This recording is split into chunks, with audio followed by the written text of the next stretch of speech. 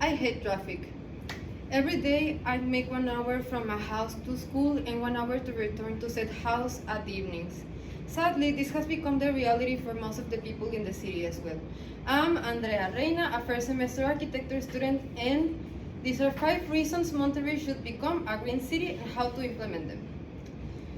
Well, have you ever watched from the window of a car or from the top of a skyscraper the cloud of pollutants that contaminate our city? The health issues that it causes, and also the overcrowding of cars that also are dangerous in the city? Well, the idea of a green city is born from the resolving these issues and creating a system in which construction meets innovation and respect for the environment and create a green city. Well, this has been difficult to implement, especially on third world countries as this one, since the people is already well established with their routines, with their lifestyles, with their cars, and not really wanting to change them.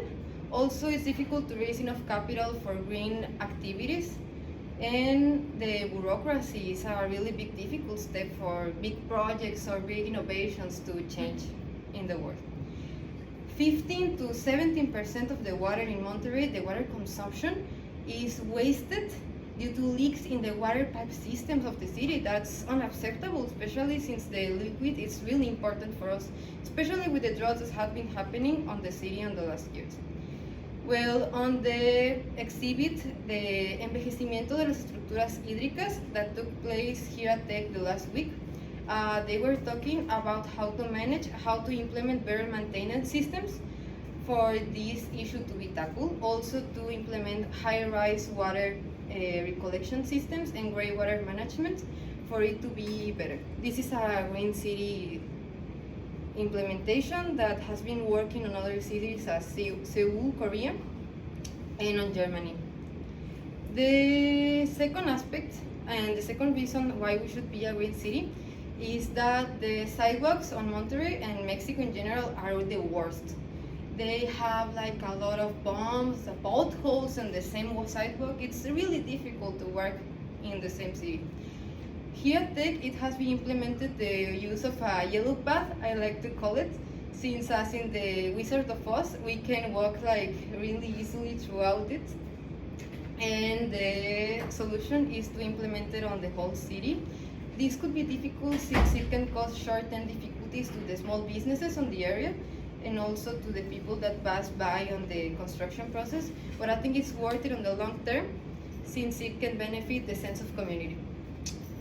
Our cousin city, Mexico City, has been implementing a system of vertical gardens on the side of the buildings.